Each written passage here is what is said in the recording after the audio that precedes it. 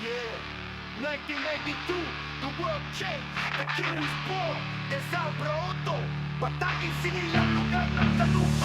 Every word he spoke now weighs like gold. His eyes saw beyond, far from this earth. And today we wonder, natatatama na ata ang kapalaran sa lahat ng kanyang mga dinaanan. Puro may kapigatan at pinahirapan. Minsan na napito, inaasam na pangarap. Ibang lugar ang pinatumuhang kapaligtaran ng inaasam-asam. Ngunit sa isang ban, hindi pinanghinaan. Patus naging sandala ang paghirap na naranasan.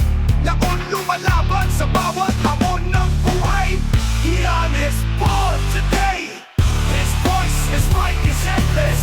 Iyan is still here in the hearts of those who listen, in the hearts of those who believe in you.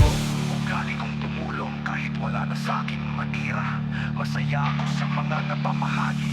Pagsubok na ang humobog at sa daming sumubok, hindi nagtagumpay, hindi nagtaas ng kamay. Patuloy makipaglaban at sa mga mapang-ape at mapanghusgang mundo. Mali man aking napiling gawain, sa mabuting paraan ko naman nagamitin. Salamat sa mga naniwala at sumuporta, kaya asahan nyo at dito ako buong suporta. Nakatuon at aking maasahan, minsan aming pinagtalunan.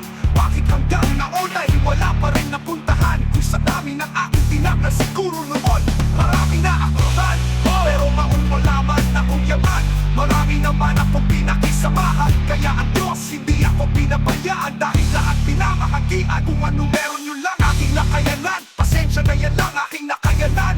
Minsan naloko, ultimo mo kamag-anakan mo.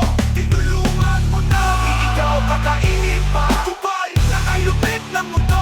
Bakit sa kapila ng magandang hangarin, kapalit pati ilalaglag ka sa pangin. Nais ko lang po kayo tulungan, lupot nyo, lupot ko.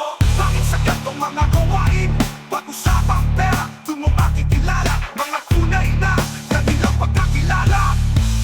Hindi nyo ba alam, sarili nyo ang inyong inuyuraan? Dahil mga tulad nyo, hindi dapat tularan. Meron naman harap-harapan, ikaw ay susugaban. Pinakain mo na sa iyong palad, pati buong kamay gustong ilapan para kainin. Dahil sobrang daming inggit, hindi nila alam na yung pinagdaanan ko ay ayaw ko madaanan. Nyo ay nangulungan, laging na lagi sa hirap na sitwasyon. Laging pinagpapala ng Diyos Ama. Kung sa tanging ng yaman, wala ako niyan. Pero sa pakikipagkapwa tao at usapang bayanihan, dun nyo ako maasahan. Huwag nyo lang titilaran kung ano ang aking naitulong. Pasensya na kung ikaw ay nakulangan.